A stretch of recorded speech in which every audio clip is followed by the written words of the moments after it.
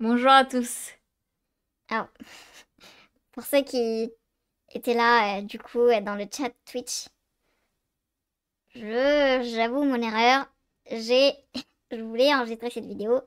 Du coup, à la place, qu'est-ce que j'ai fait? J'ai lancé un live Twitch. Mais je ne savais pas que j'avais lancé un live Twitch. Et donc, du coup, j'ai fini d'enregistrer cette vidéo. Mais en fait, je me rends compte que du coup, elle n'est pas du tout au bon endroit. Et donc, la vidéo n'a pas été enregistrée. Je dois tout refaire depuis le départ.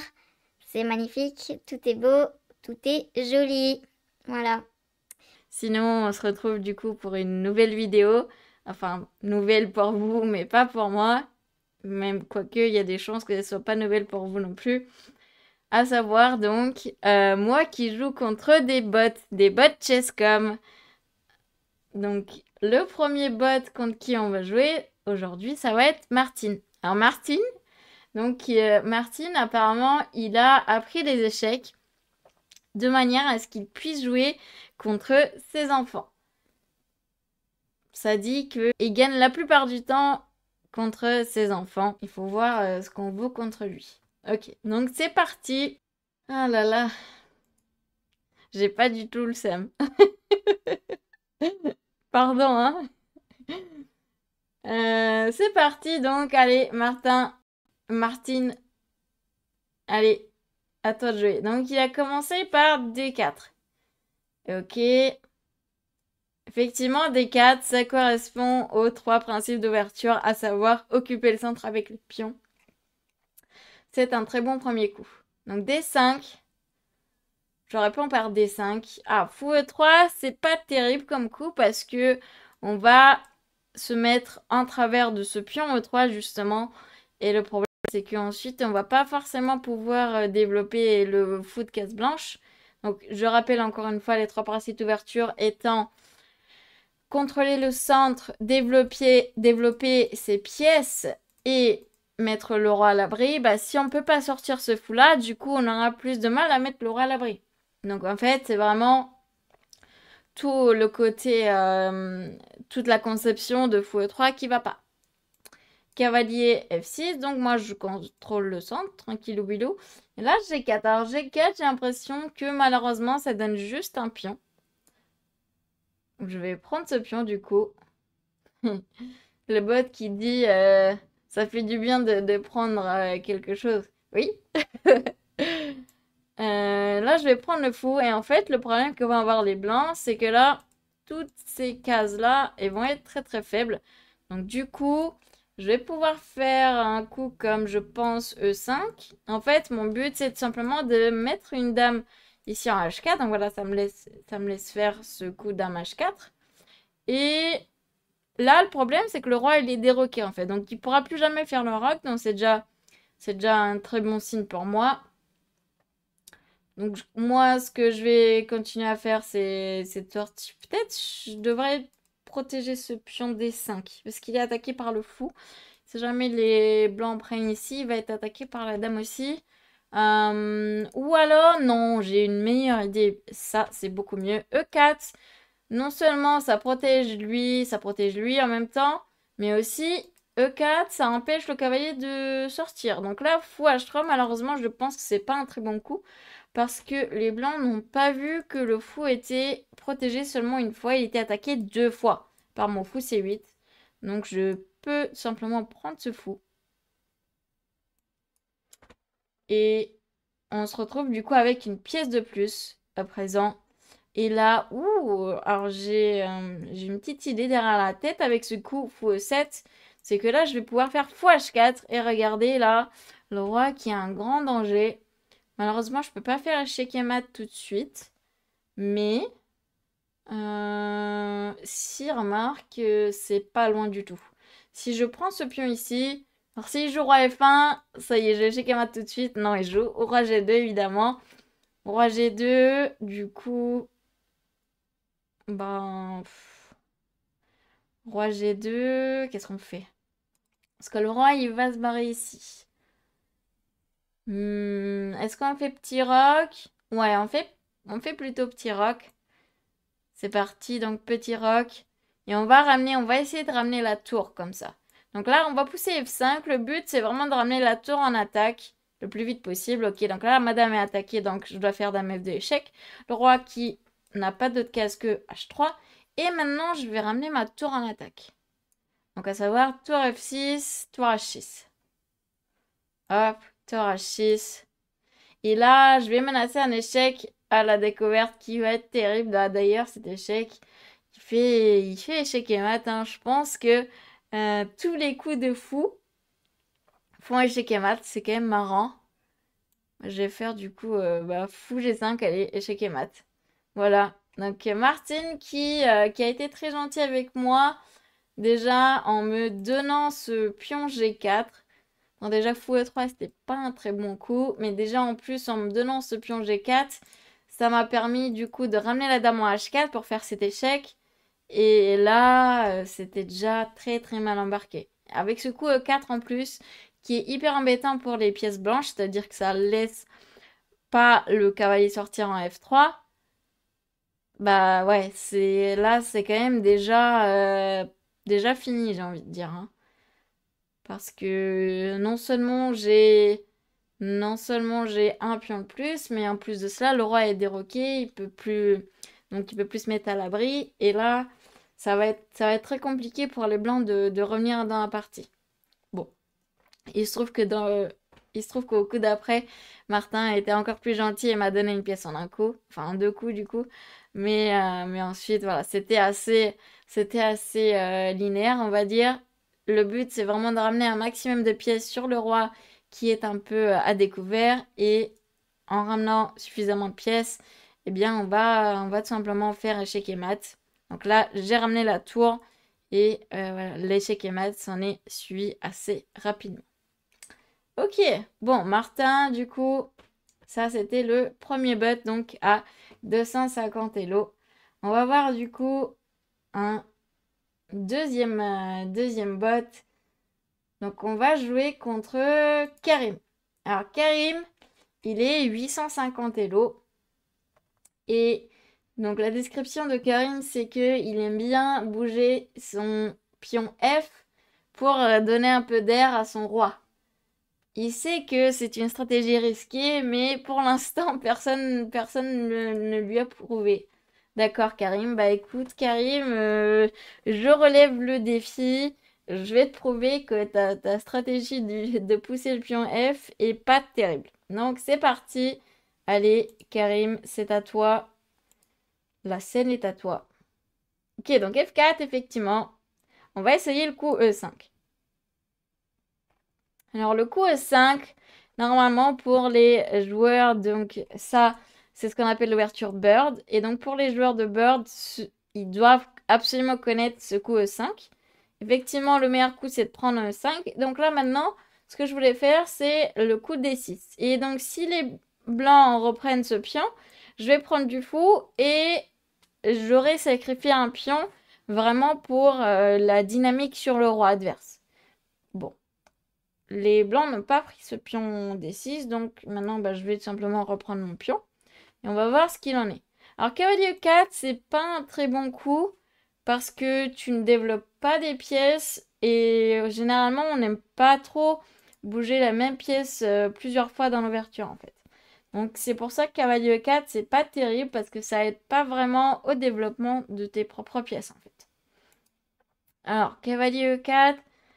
qu'est-ce qu'on fait? Donc, on peut faire un coup comme F5 pour chasser ce cavalier. Si on fait un coup comme par exemple dame H4 échec, eh bien le cavalier il retourne en G3. Ça ne nous avance pas forcément à grand chose d'avoir sorti la dame. Donc, on va plutôt faire F5. Et ensuite, on va développer notre cavalier normalement. Et là, on a quand même un fort centre. Alors, tour B1, vraiment, ça, c'est littéralement l'exemple parfait de ce qu'il ne faut pas faire. Tour B1, donc le problème c'est que ça ne développe ni les pièces, ça ne contrôle ni le centre et ça ne met ni le roi à l'abri. Donc vraiment le problème de tour B1 c'est que ça ne correspond à aucun principe d'ouverture et que du coup ça aide pas du tout au développement de ses propres pièces. Cavalier C6, donc moi du coup je développe normalement. Alors tour B1 B4. Le problème de B4, c'est que ce pion est défendu seulement une fois. Et il est attaqué 2 fois. Donc ce pion va être clairement pris. Et du coup, bah là, il a pris mon fou. Alors le problème de prendre mon fou, c'est que le fou, donc comme vous le savez, le fou, il vaut 3 points. La tour, elle en vaut 5. Donc le problème de prendre mon fou qui était déjà protégé, c'est que ben on va échanger 5 points contre 3 seulement. Donc clairement, là, bah, les noirs, ils étaient pas du tout en danger. Et en fait, ce sont même les blancs qui ont perdu ce qu'on appelle une qualité. Donc, du coup, je vais reprendre la tour. Et là dans l'affaire, j'aurais gagné 2 points. Cavalier B5. Je vois pas trop ce que ça fait, mais chassons le cavalier avec C6. On va voir s'il le protège. Donc, ok, le cavalier qui est revenu. En fait, pourquoi j'ai fait C6? Parce que potentiellement, ça peut me servir si jamais je veux mettre la dame en B6 pour être sur cette diagonale pour contrôler les cases noires un peu. Donc, je vais faire le petit roc. Je vais mettre tranquillement mon roi à l'abri. Hyper normal. À cavalier B1, c'est pas un coup de développement non plus. Parce que tout simplement, ça remet les pièces en place. A priori, c'est pas ce qu'on veut faire. On va du coup faire... on va pousser le pion. Ok. Et maintenant... On va sortir le fou, hein. On va sortir le fou tranquillement. Attaquer ce pion en même temps. Cavalier A3. On dit toujours cavalier mort, cavalier mort. Donc a priori, c'est pas un coup qu'on a envie de faire non plus. Bon, je vais pousser ce pion-là. Comme ça, je ramène mon cavalier par ici. Et tout le monde est content. Alors, G3. Ça, pour le coup, c'est un bon coup s'il veut faire fou G2 ensuite. Et finir son développement avec cavalier H3 et petit roc. Là, dans tous les cas, les blancs sont très très mal. Donc, c'est littéralement la seule façon de procéder. Ok, dame A4, j'aime pas du tout ce coup. Évidemment, on ne sort pas la dame tant qu'on n'a pas fini de développer nos pièces. Cavalier E5. Moi, je ramène un maximum de pièces au centre. Ok, dame B3. Encore une fois, malheureusement, ça ne sert à pas grand-chose. Et là, du coup, ce qu'on va faire,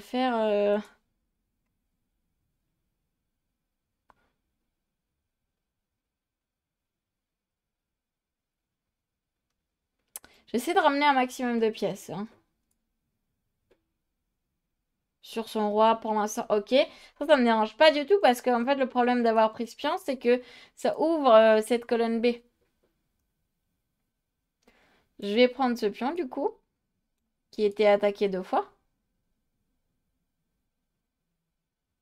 Et là, maintenant, grâce à justement ma colonne B qui est ouverte, alors déjà, je peux prendre ce pion G3 qui est quand même super intéressant. Je peux également faire tour B1. Là, vous voyez que la dernière rangée n'est pas du tout protégée, donc les blancs vont se retrouver en danger. Je pense que d'un point G3 d'abord est le chemin le plus court vers l'échec et mat, puisque là, donc vraiment, je pousse le roi vers le danger.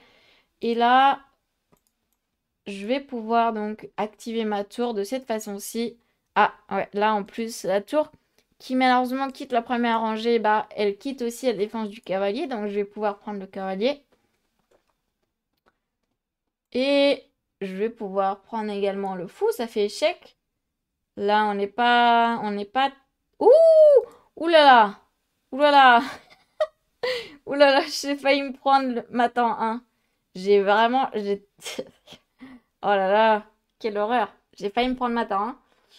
Alors déjà, du coup, moi, je peux faire ma temps 1, mais vraiment, j'avais pas vu. J'avais pas vu que mon pion était attaqué 2 fois.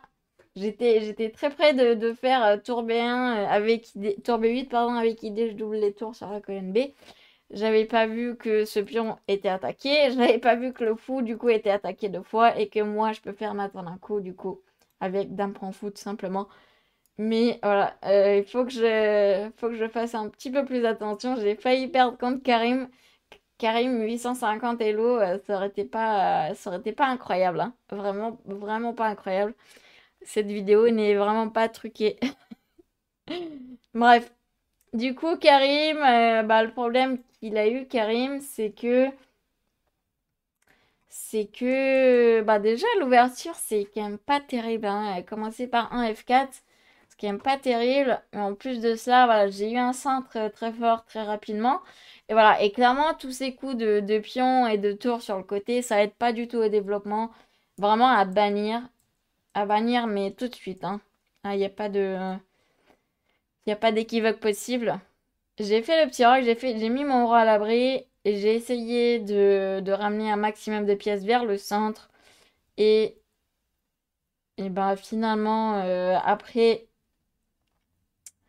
que les blancs ont pris ce pion B7, et bien moi ça m'a ouvert la colonne B. Et là clairement la dernière rangée est un grand danger. Donc du coup j'en ai profité. Ah oui, je sais bien sûr que la tour était en prise, mais en fait je voulais vraiment aller pour le match justement. Et c'est chose faite avec d'un point C1, d'un point F1 et puis d'un point C1 échec et mat. Bon, donc Karim, ouais, je conseille clairement pas l'ouverture qu'on appelle la bird, donc un F4. Ok, et donc maintenant on va jouer contre MrBeast. Alors c'est hyper marrant parce que MrBeast, du coup, il a posté une photo, pardon, sur son Instagram avec donc lui et un échiquier. Et en fait, l'échiquier était mis à l'envers.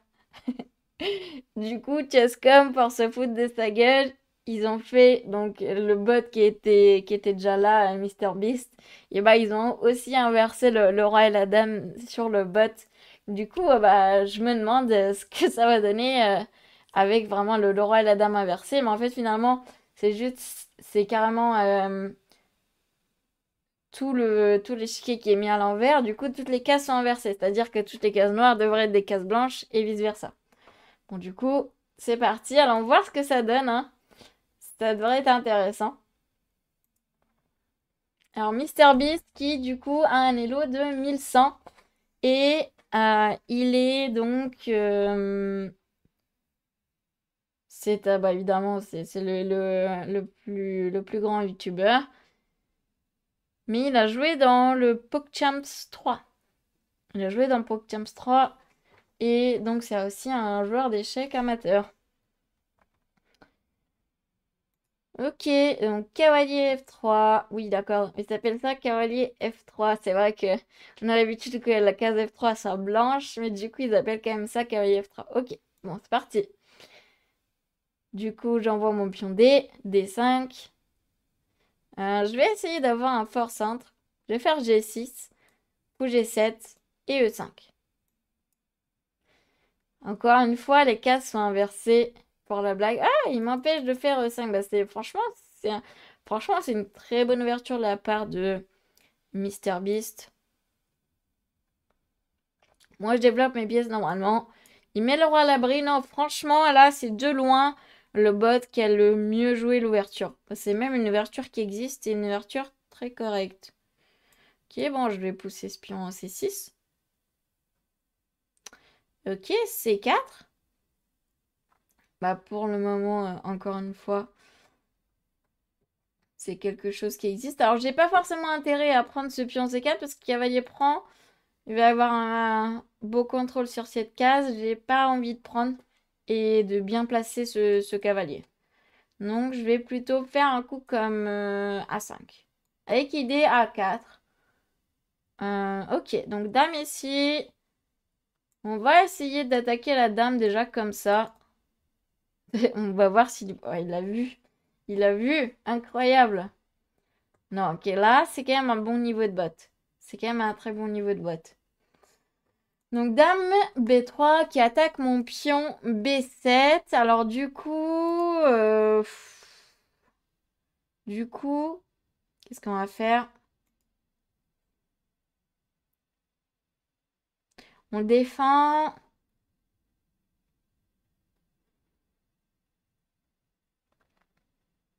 On défend avec dame là. Dame là, ça défend le pion. Ok, et là, finalement, je peux pousser mon pion à 4. La dame, elle a pas tant de caisse que ça, hein. Faut faire attention, Mister Beast, hein. Tu vas clairement, à un moment donné, te coincer la dame. Je sais pas encore comment pour l'instant, mais ça va venir. Je peux faire cavalier là, et cavalier prend, pion prend. Est-ce que c'est vraiment intéressant pour moi, ça? Je ne sais pas. Peut-être je devrais affaiblir cette diagonale-là. À un moment donné, cette diagonale qui va s'ouvrir. Ok. Bon, du coup, je vais échanger ce cavalier, tout simplement. Ça m'arrange. Ok. Donc là, vraiment, vous sentez qu'il y a la diagonale qui va s'ouvrir à un moment donné. Bah déjà, par exemple, on peut prendre ici. Et ensuite, on peut faire un coup comme cavalier G4. Et en fait, ça va être très compliqué à parer. Et voilà. Ça a fini par arriver, mais du coup, j'ai pris, en prenant ce pion, c'était vraiment une enfilade à la dame et la tour. Donc là, je gagne déjà au moins une tour. Ok, donc là, on voit que le pion F2 est un petit peu faible. Donc, on va essayer de l'attaquer avec la dame peut-être, comme ceci. Ok, il a vu, dame qui défend F2. On peut encore attaquer le pion, mais est-ce que c'est vraiment nécessaire? On peut, j'ai envie de dire, on peut faire ça et le pion qui pousse. Ouais. Je sais pas trop. Peut-être on peut attaquer la dame tout simplement. On va faire ça. On va faire ça plutôt. Et là, bon déjà on peut prendre ce pion. Allez, prenons le pion. On n'est pas pressé. Ah oui, roi F1, c'est vraiment un coup de quelqu'un qui savait pas quoi faire. Donc là, du coup, on va remettre le cavalier en G4. Et là, ah ouais, et là, ça c'était mon piège. C'était que s'il revenait à la défense du pion avec la dame, et ben maintenant, une jolie fourchette royale. Et j'ai l'impression que ça sent la fin pour Mister Beast.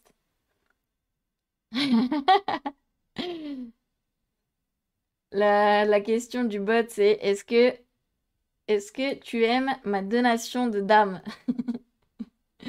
Très marrant. J'aime beaucoup. Donc, on va continuer de ramener les pièces sur le roi. Probablement, on va ramener la tour sur une colonne ouverte. Les tours adorent être sur des colonnes ouvertes. On peut... On peut échanger une fois. On peut prendre ici. Ouais, allez, prenons ici. Prenons ce pion, attaque la tour. Est-ce qu'il va le voir? Il a vu. Franchement, il voit la plupart des menaces. Dame échec. Ok, et maintenant, on va ramener la tour sur la deuxième rangée. Ça fait toujours très très mal. La tour sur la deuxième rangée, c'est toujours une très bonne idée. Et là, donc, on va prendre ce pion. Il va faire roi ici. Et là, comment on fait échec et mat? C'est ça la question. On va faire d'abord échec. Et ensuite, échec comme ceci. Et ensuite, échec comme ceci. Et là, ça va être mat en un coup. Échec et mat. Voilà. Bah, franchement, Mister Beast, il a fait une super ouverture. Franchement, tous les coups de l'ouverture de Mister Beast, ils correspondaient aux trois principes de l'ouverture. Donc, évidemment, c'est après que ça a cloché, mais franchement, super ouverture. Donc là, le pion D4. Bon, évidemment, encore une fois, les cases sont inversées. Donc, enfin, est-ce qu'on doit vraiment appeler ça la case D4? Bref. Moi, ça me perturbe un peu parce que c'est vrai que la case D4, je sais qu'elle est noire. Donc, du coup.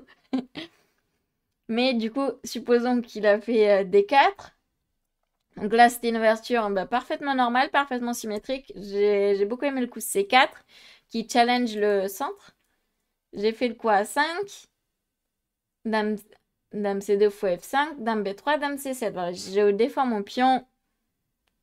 Tour D1, A4, A3. Là, franchement, tout ce que j'ai fait, c'est affaiblir cette diagonale de manière à ce que si jamais un jour le pion D4 venait à sauter, eh bien, du coup, ça ouvrirait la diagonale de mon fou. Cavalier E5, cavalier BD7.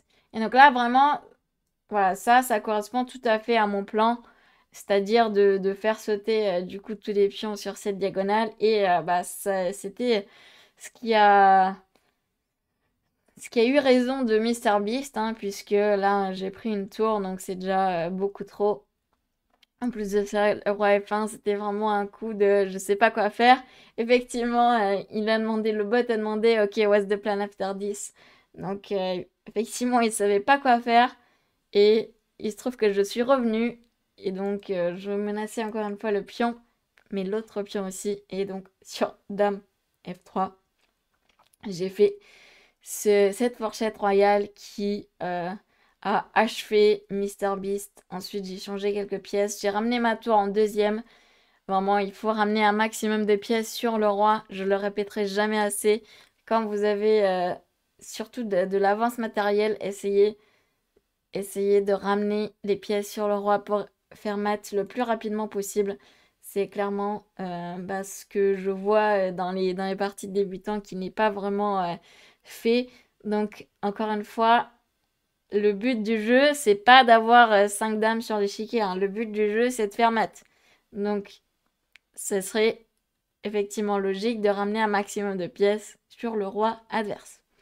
Ok, donc sur ce, bah du coup, j'espère que cette vidéo aura bien été enregistrée, hein, n'est-ce pas? Enfin, je me parle à moi-même, bien sûr, parce que vous êtes pour rien. Je vous dis donc à très très bientôt. Alors, je vais essayer du coup de faire un live Twitch.